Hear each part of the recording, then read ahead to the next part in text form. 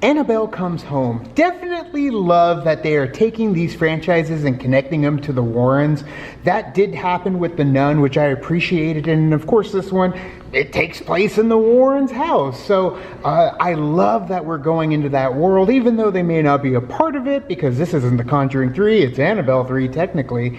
But I do love that they are keeping it consistent. I love Vera Farmiga, I love Patrick Wilson, so the fact that we are in their world, I do appreciate the franchise continuing to do that. I can't really compare this Annabelle to the other Annabelles because I've never seen the other Annabelles, but I did, like he said, it had that connection with the Warrens, and that's kind of what you want because the Conjuring series is pretty fantastic. So coming in and getting Annabelle attached to that as well, it was pretty cool. I really liked it when they were showing all of the different artifacts and stuff, and there were some certain ones that you can kind of see that you're like, oh, that's from the other one. So it was kind of cool to see that too. And then of course Annabelle going in and bringing everything to life. As someone who has seen all of the previous Annabelle movies as well as both of the Conjuring movies, they do a really good job with kind of tying up, not necessarily loose ends, but, you know, just kind of integrating different parts of the storyline together. And, you know, even with La Llorona, they, you know, kind of threw a little bit of this world into that one as well with, you know, the priest and everything.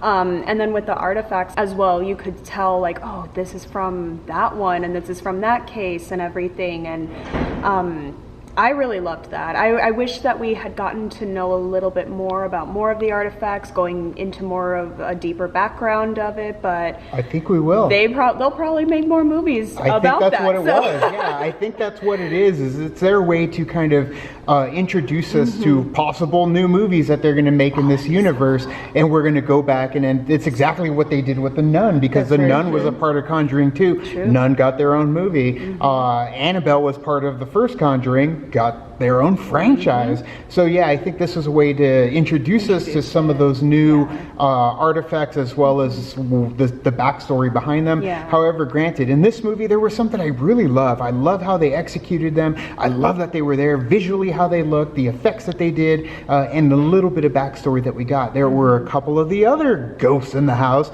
that I did not like at all. I thought it was too over the top, too silly, but then there were other ones that just kind of leveled it out for me, so I appreciated that. And like you said, it really gets popping later in the movie, but they don't rely on jump scares throughout this entire movie until they do. But it's more about the anticipation and waiting and wondering what's going to happen. I love how they handled quite a bit of those situations. I think that's what I liked about it most. Granted, like it was like, oh my god, just don't, like, you're in the whole time when you're sitting in your seat, you're just kind of like, you want it, like it's one of those things where it's like you don't want to look away, but you do want to look away at the same time because you're like, don't go into whatever you're gonna do.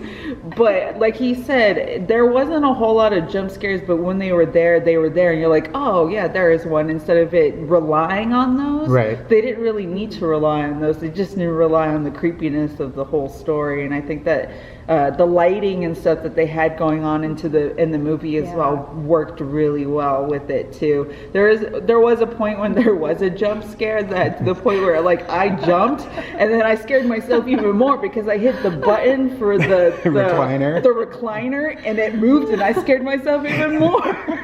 Yes. And I did that too. But yeah, the music, the ambiance, the soundtrack, and this is one of the differences from normally what I say, the soundtrack, the songs that were actually used in this movie. There's one specific one that they use very cleverly to actually add the scare factor up a bit, but for the most part there isn't really a score. It's more so the sound, the ambiance, the hum in the background. They do a good job at the sounds versus a score. And then the soundtrack even got some people in our theater singing while it was happening. But either way, Annabelle Comes Home, it kind of felt like a mash between Cabin in the Woods and The Sixth Sense. McKenna Grace did a fantastic job, as did the other girls. So for that, I would say check it out.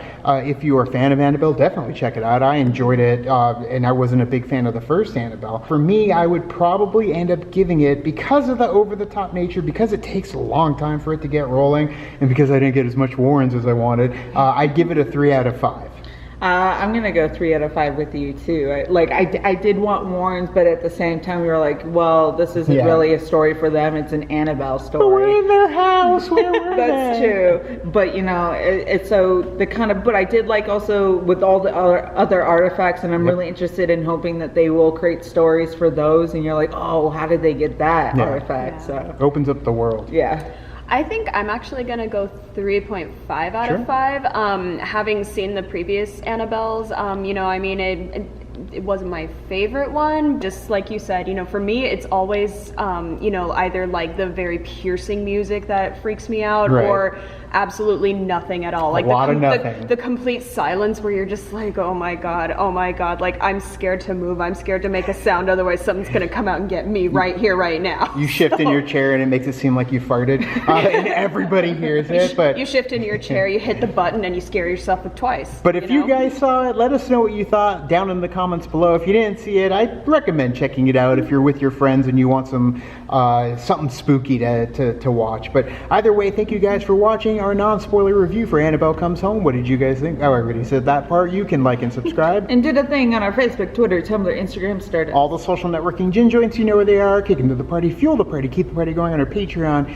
Get us where we need to go. We will be doing San Diego Comic-Con very soon. So if you are going to be at San Diego Comic-Con, look out for myself and Vanessa. We will be there. If you want to follow Jenna, go to her Instagram down in the description of this video. What is it? Je ne sais quoi. Je ne sais quoi. Available on Instagram now. But either way, thank you guys so much. And as always, Now it's time to say goodbye. this party is over. Bye. Bye.